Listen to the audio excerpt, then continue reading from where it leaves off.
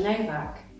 John has a wealth of experience in a variety of programming languages, including C, C++, Java, and now Scala. He talks about how learning functional programming as a hobby changed his mindset and problem-solving skills. In this episode, you will be provided with lots of advice on how to make the transition to functional programming. I'm delighted to welcome John Novak to the Spotlight on Software Development series. John is a senior software engineer, and amongst other things, he's going to talk about the transition from object-oriented programming to functional programming. Welcome, John. Thank you very much for being here. Hi, thank you for having me. Yeah. Well, thank you very much. You are originally from Hungary. Yeah, that's right, yes. And moved here in 2010, I think? Yeah, it's 9 years ago, approximately, yes. 9 years ago. And what made you decide on coming to Brisbane rather than Sydney, Melbourne, etc.? Yeah, so when I was 20 years old, I visited New Zealand for a month, and I liked it so much that I decided that I wanted to move there one day after I, finished the uni and started working. And so that was the plan. But then I met my future wife, who persuaded me to move to Brisbane instead because she really didn't like the Hungarian winters.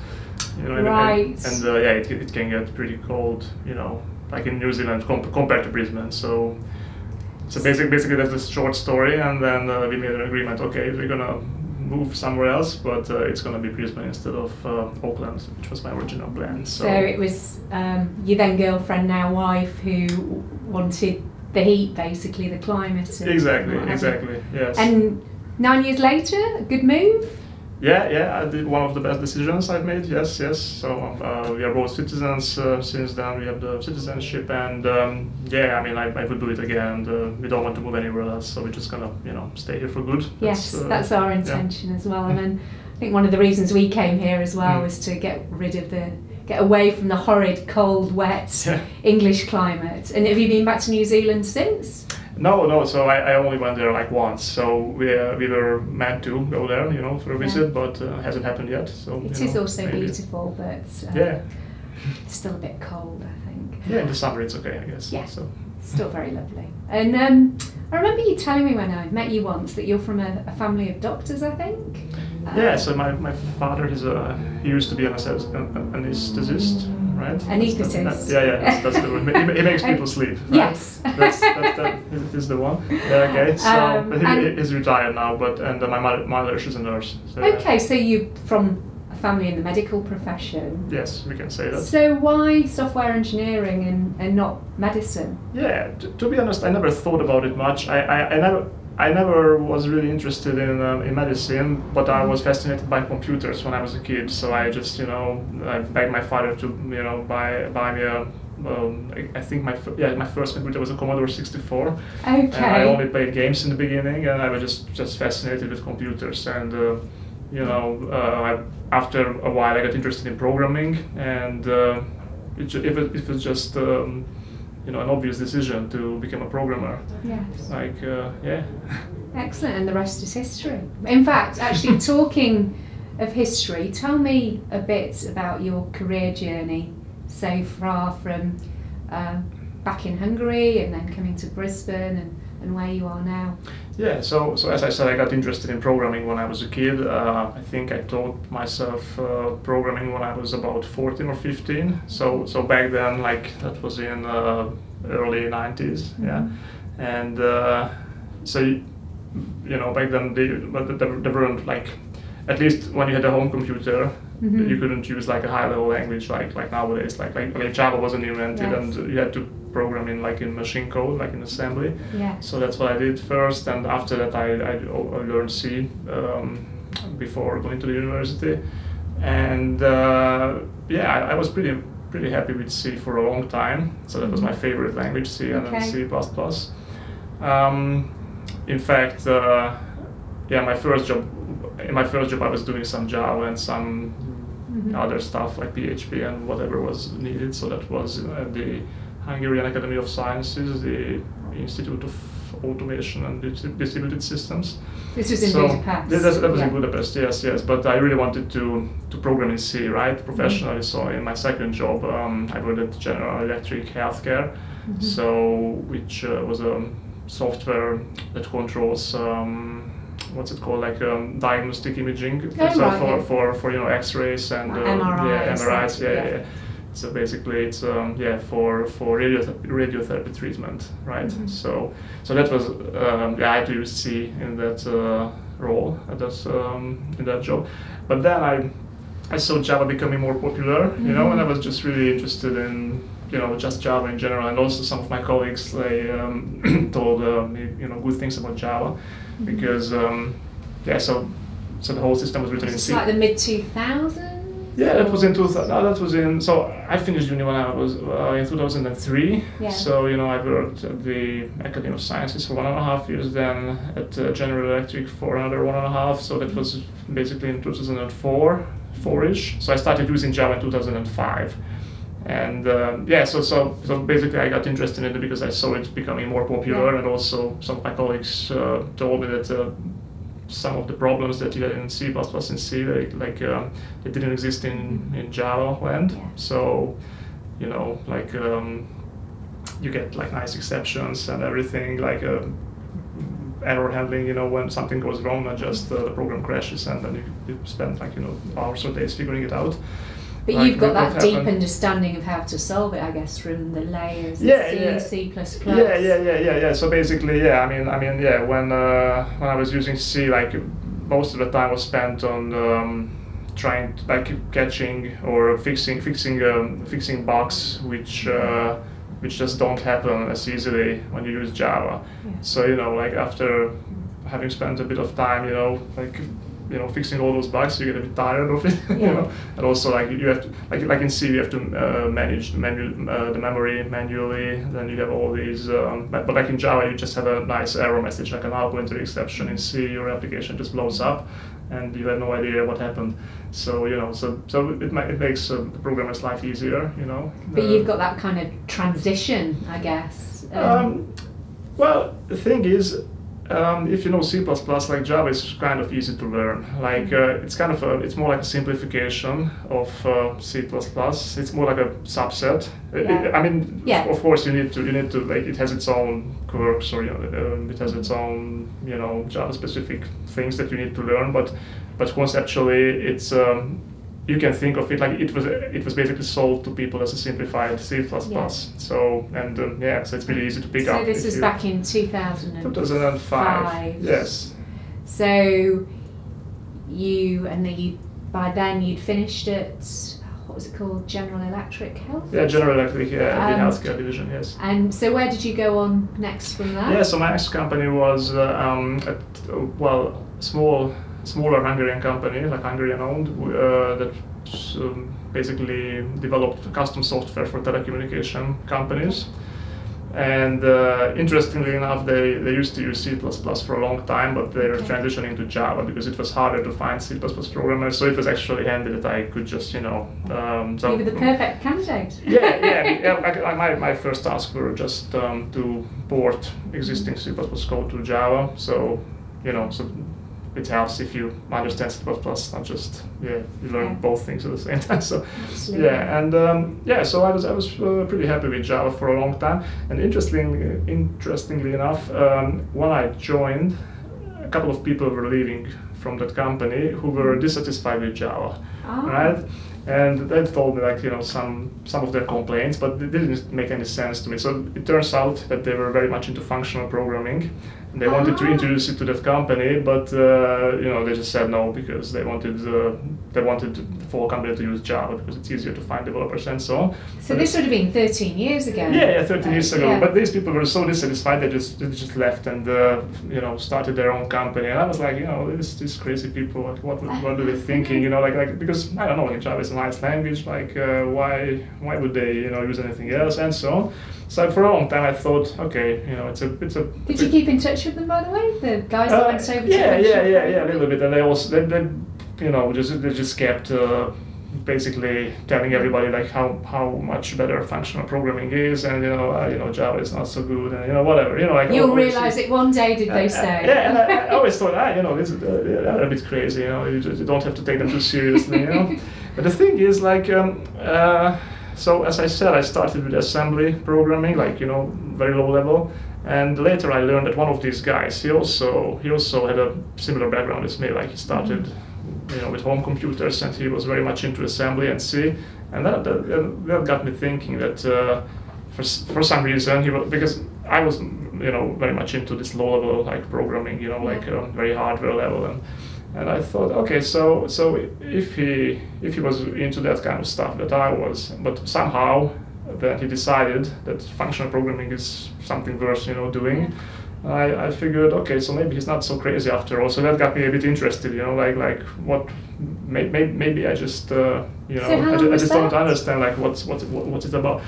Yeah, I don't know, like to be honest, I got interested in actually learning about functional programming when I moved to Australia, so about 5 years later.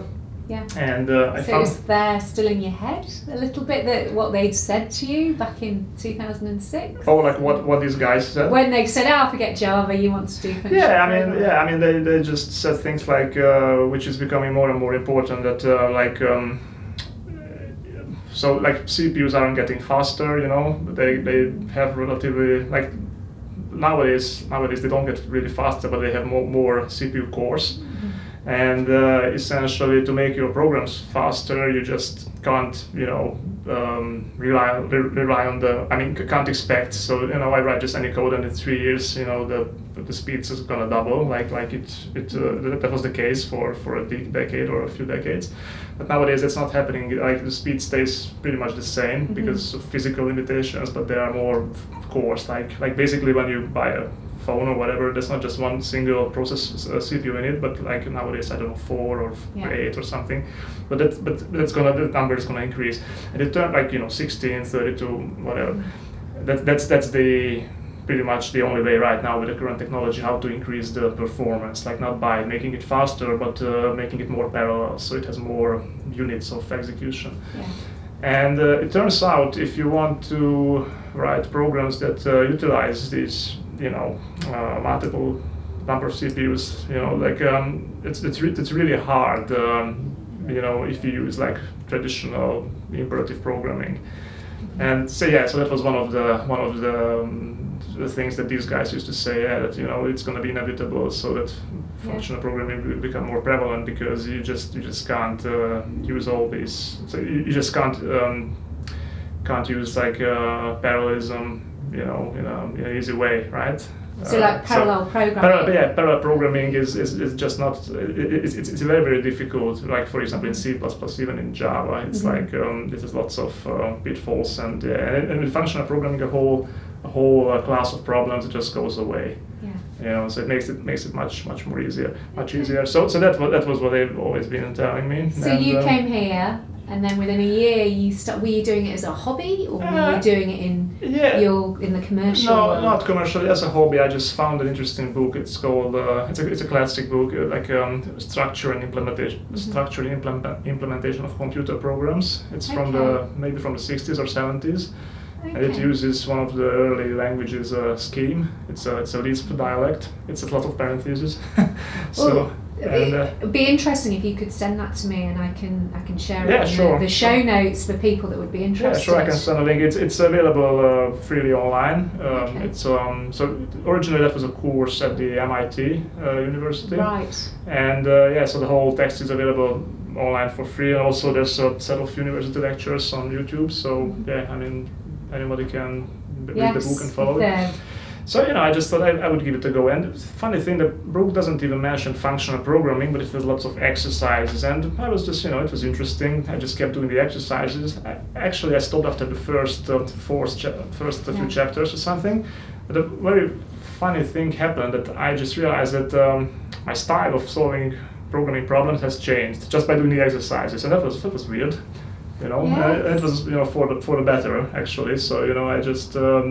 It's a different paradigm, so it's a kind of a tricky book. It doesn't really say up front what's going to happen to you, but it just makes you solve a certain set of exercises which transform your thinking.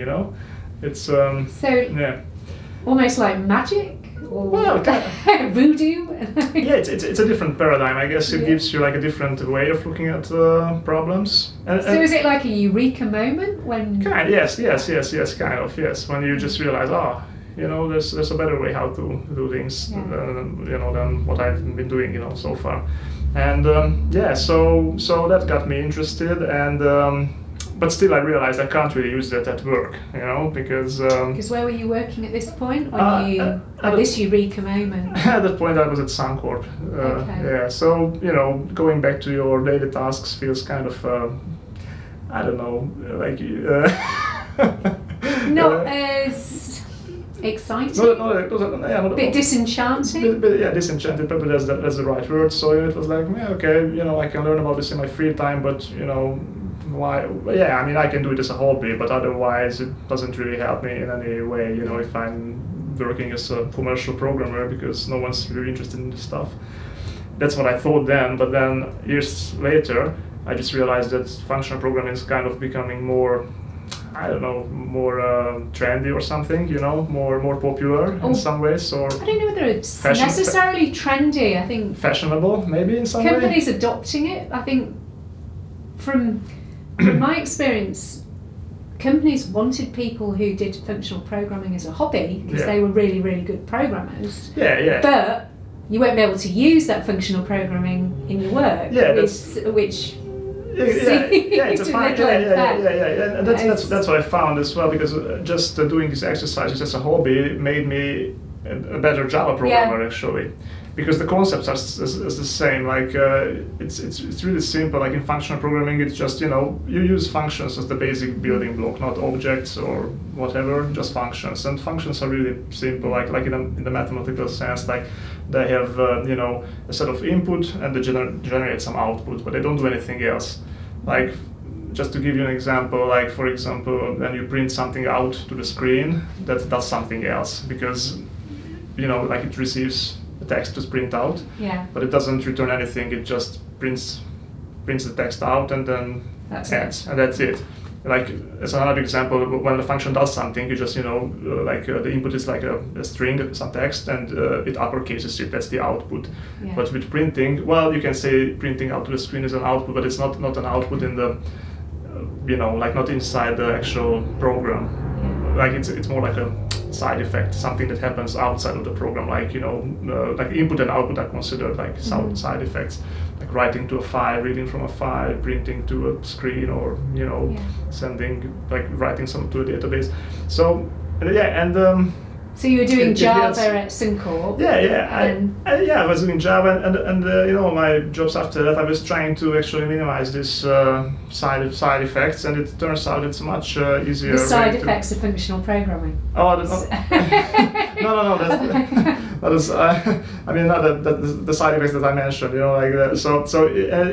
actually it's easier to comprehend what the programs are doing. Yeah. It basically just removes the dependencies between components, because in normal programming, like you have a look at any normal regular Java or C code base, like it depends how it was written, but if it wasn't written by people who really like functional programming, for example, then there's a tendency for everything to depend on everything else. Right.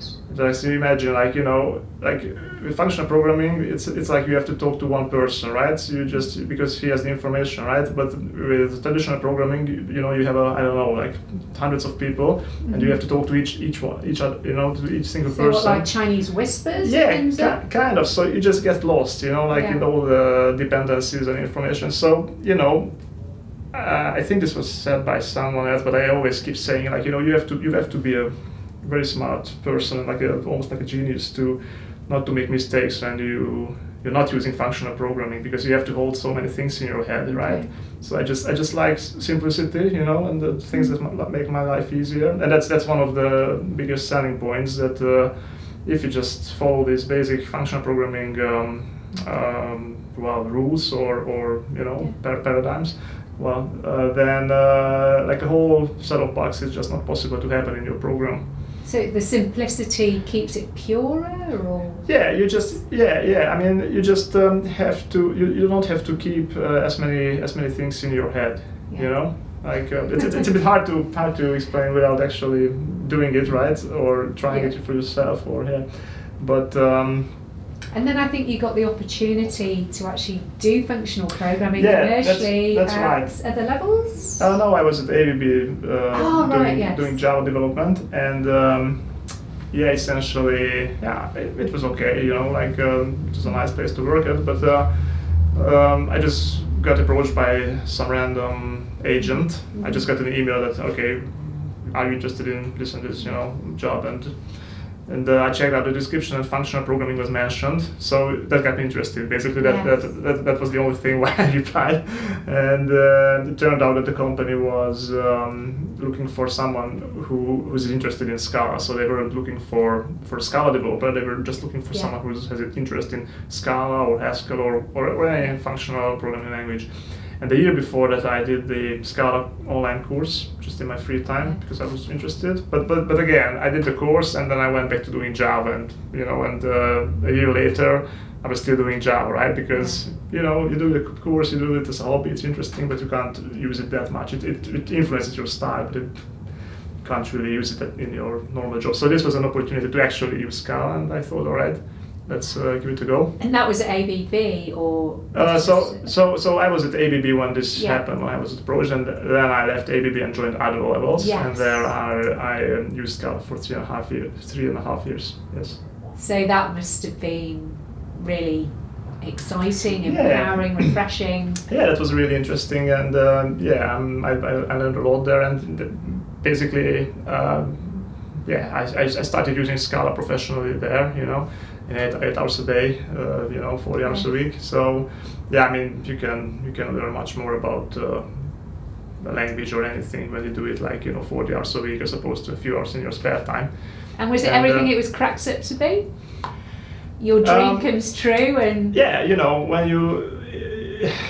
It's always the same thing, there's this honeymoon phase where everything seems to be so much better. So I still prefer functional programming, in general, but sometimes when you read, these articles and hear these, people trying to sell it to you, right? They often overestimate the benefits, and at the end of the day, you can write terrible code even if you follow all the functional programming, ideas. So it doesn't prevent you from writing bad code. It makes your life much easier. And at that company, also there was some legacy code, which was you could see that people were just experimenting, with Scala. So probably that was their first project, and it was truly terrible, right? So from the legacy code or from the new Scala code. Yeah, that was new Scala code, but probably the first project of the person who you can create a mess in Scala or in any language too, probably a bit more in Scala than in Haskell, because the thing with Scala, one of its biggest advantages is that you can transition from Java to Scala gradually, because you can still use Java libraries. You can revert back to a more imperative style. It doesn't force you to write only functional code. So probably that's the reason why it's possible to create quite a big of a mess in Scala if you don't quite know what you're doing. Because you can mix imperative style with functional style and everything what you want in the same code base, and it becomes hard to follow. So, for example, in Haskell, you're forced to use only functional constructs, and then it's not possible to do a mixture of imperative and functional like in Scala. But that's also one of its advantages. So if you really know what you're doing, transition's easier, and if you know what you're doing, you can actually make some things more efficient, or you can interact with existing Java libraries in a better way. So it's quite a practical language, but I would probably say it's more advanced than a purely functional language, because it's not purely functional. It's a multi-paradigm language. It supports object-oriented programming, functional programming. Mm-hmm. So if you want, you can write fully object-oriented programs in Scala. Nothing prevents you from that. Or you can write fully functional programs, or something in between. I was going to say, which do you prefer?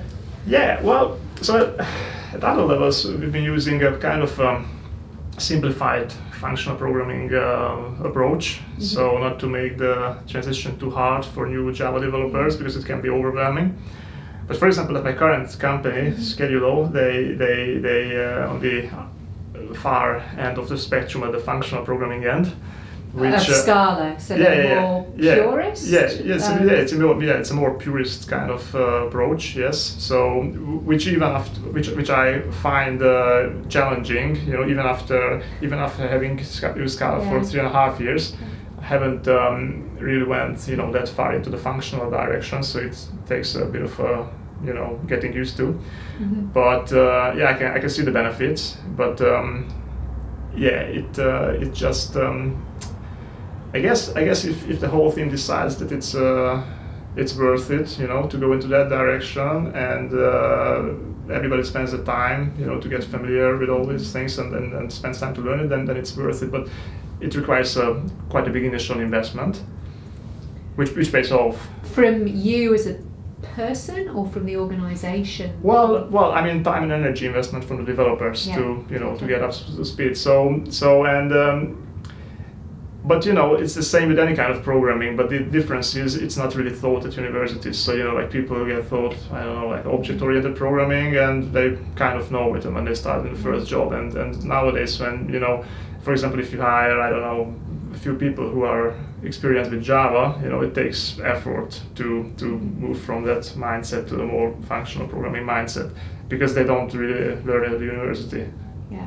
So and usually people who've been who are already like, I don't know, who have been working for like 10 years, like working with Java like me, usually then you have to spend company time to get up to speed, because you can't really expect people to spend, I don't know, hundreds of hours in their free time to do that. So I guess the companies say, all right, it's not. You'd already done some on your own. Yeah, I've done, but I guess if you want to convert a whole team of developers, you can't expect everybody to do it in their spare time. And I think that's why some companies say, all right, it's not worth it to us to convert all these, Java people to like functional programming experts, I'm guessing.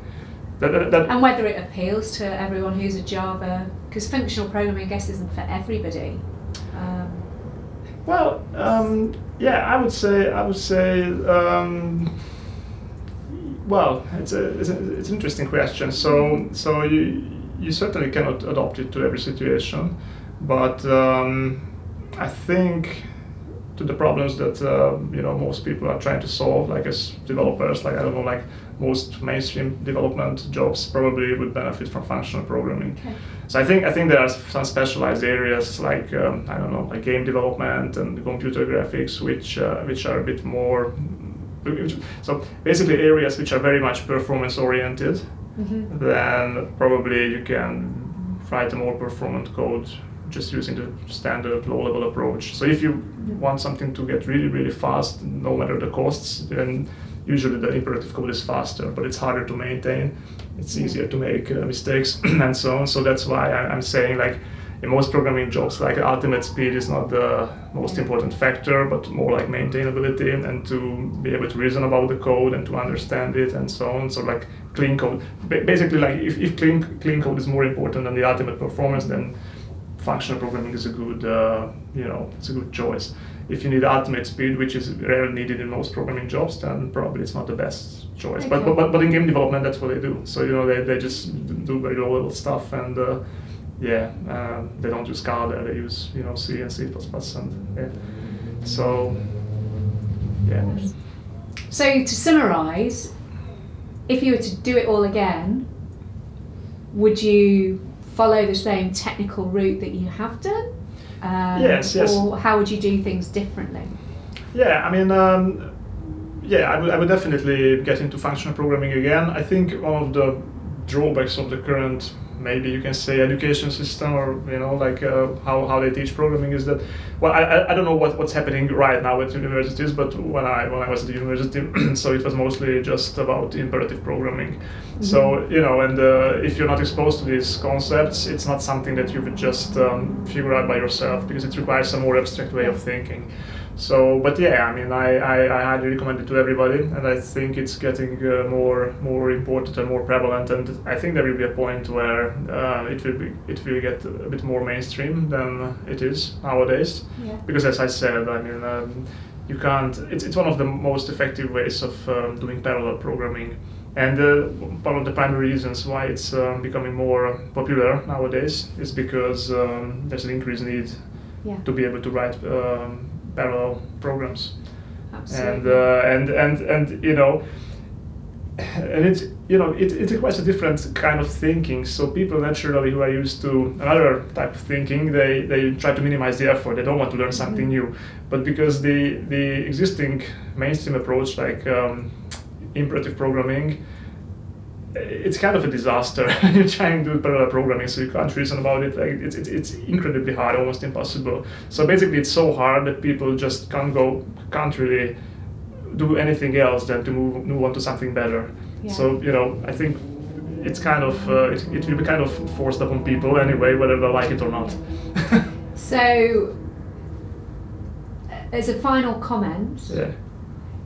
If somebody decides they want to move from object-oriented programming to functional programming, what would be your top 3 tips to go about doing that, whether places to learn or what would your advice be? Yeah, I mean, Scala is probably, if someone knows Java already, Scala is probably a good language to get started with. There are a couple of good books, like, the book Programming in Scala. I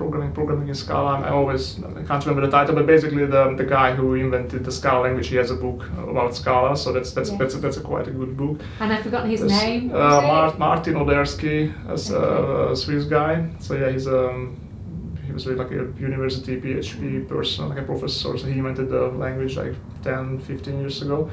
And also there's another book called Functional Programming Simplified, which is really aimed at people who who have some programming knowledge, but who know basically nothing about functional programming. So it really explains everything in detail. So that's a good one. Yeah. So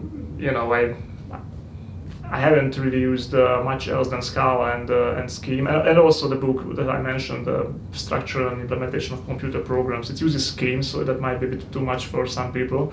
But this is the one back in the day. Yeah. Back in 2006. So that's still a very good book, and it's still a classic book. But you just don't. Yeah, you have to think about it that it just introduces to a different paradigm. So you won't, even if you never use the language in your life ever again, you just do the exercises, it will change your thinking. So it's worth doing it just for the transformation it does in your kind of thinking. Transformation, that eureka moment. So it kind of rewires your brain a bit. It's bizarre, but yeah, that's what it does. Well, thank you very much, John. I feel really excited about that's good. The functional programming, and I think you've given a really good insight into the challenges, the benefits, and ideas about how to do that transition. So thank you very much. Awesome, good to hear that. Thank you. Right. I really enjoyed that conversation with John. His deep understanding and total fascination with software is really infectious. He provided lots of resources which I'll share on the show notes. Don't forget to subscribe, like and comment on YouTube or on the podcast. Until next time.